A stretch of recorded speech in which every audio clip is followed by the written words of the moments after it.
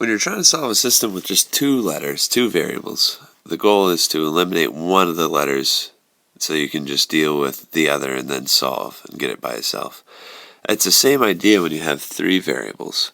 You want to get rid of one letter completely, but then you want to get rid of a second letter to have a third letter all by itself. So let's look through these letters that we have. We have a Y, and they all have three different coefficients, three different numbers in front of them. The Z's, those all have three different. But the X's look like they might be a little easier to deal with because X and X will cancel right out. So let's take these two guys and let's subtract them. Let's take the top one and subtract the bottom equation from it. It's the elimination method. Here's what I got when I subtracted them, and I'll go over it real quick. X subtracted by X made it disappear just like we wanted because that makes nothing. 3Y subtracted by 2Y makes 1Y. Negative 6Z subtracted by a positive 2Z. You had $6 in the hole. You took away $2 more. Now you're $8 in the hole. And then we had 1 subtracted by 14, negative 13.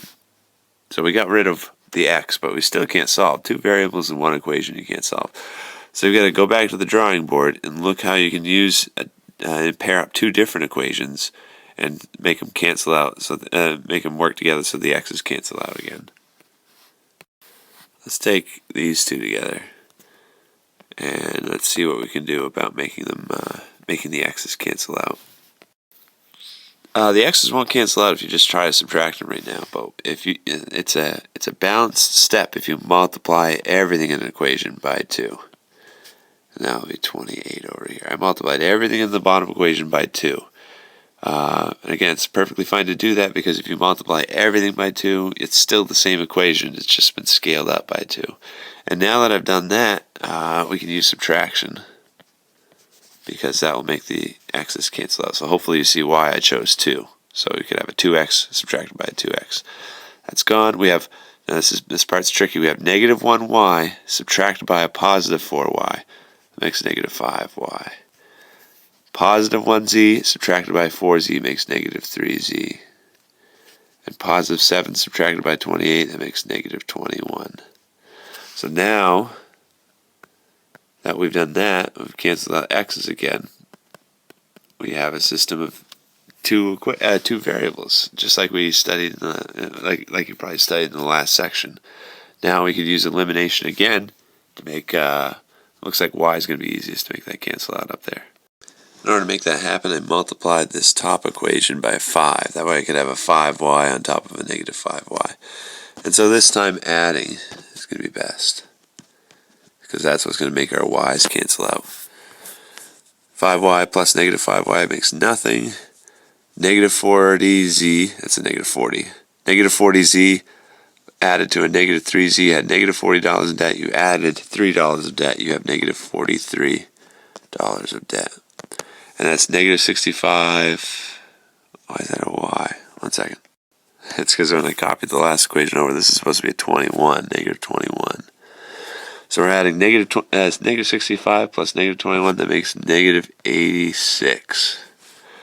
So you can probably see when you divide both sides by negative 43, we'll get a nice clean z equals 2. So we did all that work and we just found one variable, but things should be easier. You can take z equals 2 and plug it into either one of our two variable equations that we came up with by eliminating from the start. Looks like it might be easiest in the bottom.